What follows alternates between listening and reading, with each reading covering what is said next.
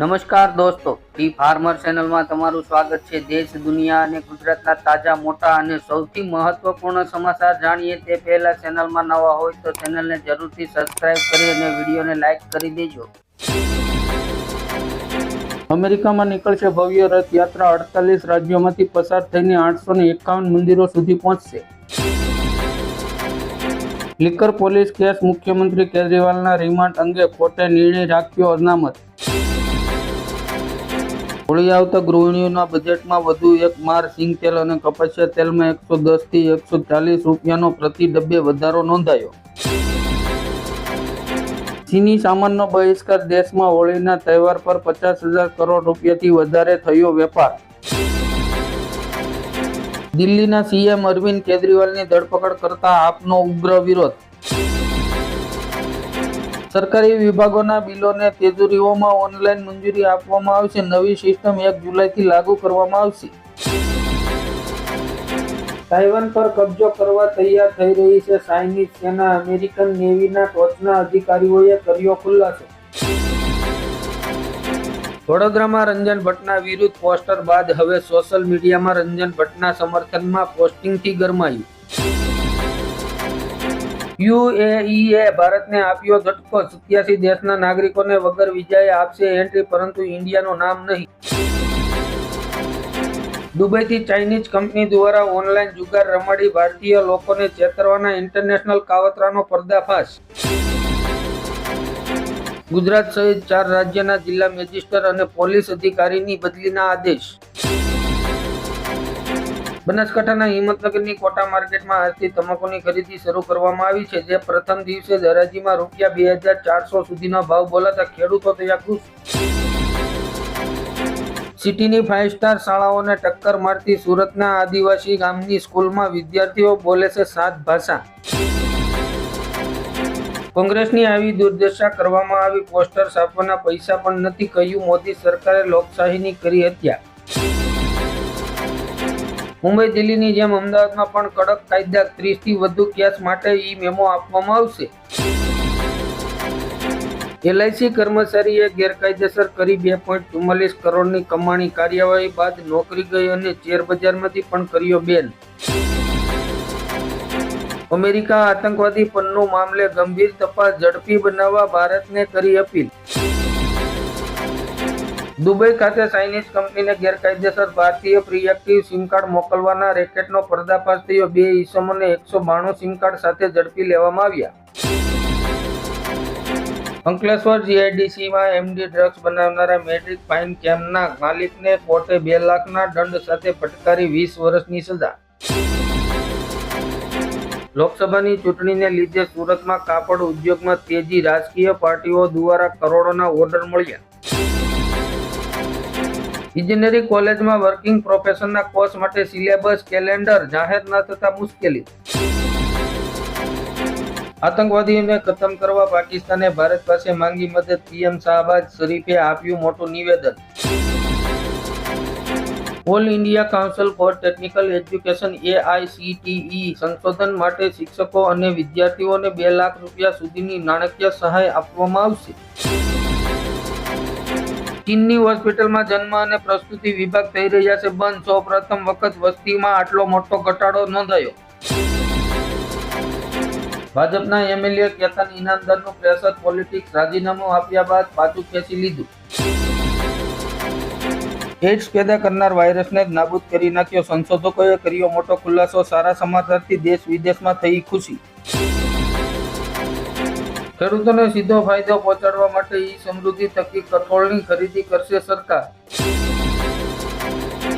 માલદીવમાં India out અભિયાનનો માર જનતા ભોગવી રહી છે, ભારતીય શિક્ષકોએ દેશ છોડ્યો, મુઈઝુને ઘેરી લીધો। ભારતીય સેનામાં અગ્નિવીર ભરતીની અરજી કરવા માટે માત્ર 2 દિવસ બાકી। માઇક્રોસોફ્ટે ડીપમાઇન્ડના સહસ્થાપકને તેના નવા ગ્રાહક AI વિભાગનું નેતૃત્વ કરવા માટે નિયુક્ત કર્યા। સુરેન્દ્રનગર જિલ્લામાં 100 થી વધુ હિન્દુ પાકિસ્તાનીઓનો વસવાટ, ભારતની નાગરિકતાની કરી રહ્યા છે પ્રતીક્ષા। ચૂંટણી પહેલા પેટ્રોલ પર મોટી જાહેરાત, આ રાજ્યમાં 75 રૂપિયા થઈ જશે ભાવ। યુપીમાં ભાજપની રણનીતિએ વધારી દીધી છે વિરોધીઓની ચિંતા. ગત ચૂંટણી કરતા વધારે બેઠક જીતવા માટે ભાજપની કટિબદ્ધ. રશિયા યુક્રેન યુદ્ધમાં 16 નેપાળી યુવકના મોત. નેપાળ સરકારે વળતર માંગ્યું. સીએએ દ્વારા ઇતિહાસ સુધારવાનો પ્રયાસ. કેન્દ્રીય વિદેશી મંત્રી એસ જયશંકરનું મોટું નિવેદન. ગોંડલ ગુરુકુળમાં નાસ્તો કર્યા બાદ વિદ્યાર્થીઓ અને 30 પ્રવાસીઓ સહિત 60 થી વધુ લોકોને ફૂડ પોઈઝનિંગ. વર્ષોથી રોડ રસ્તાની માંગણી નહીં સંતોષાતા રાંધનપુર પંથકના 3 ગામોએ લોકસભાની ચૂંટણીનો બહિષ્કાર કરતા બેનરો લગાવી. ભાજપના નેતા રતનજીએ ગિનીબેનના મામેરા શબ્દ પર કર્યો કટાક્ષ. કહ્યું, મામેરું એક જ વખત હોય. લોકસભાની ચૂંટણીની અસર. સીએની પરીક્ષાની તારીખોમાં કરાયો બદલાવ. આજે પ્રથમ તબક્કા માટે નોટિફિકેશન કરાશે જારી.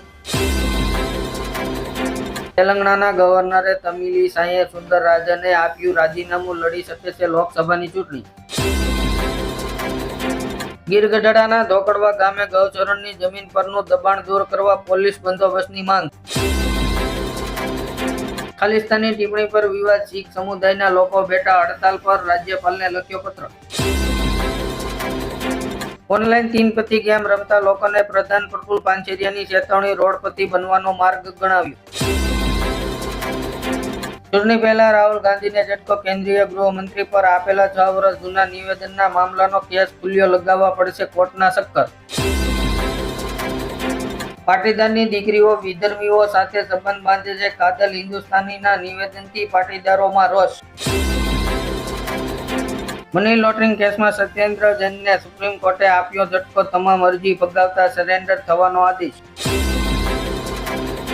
ગુજરાતની બાકીની 4 બેઠકમાંથી 2 બેઠક પર ભાજપ મહિલા ઉમેદવારને ટિકિટ આપે તેવી શક્યતા.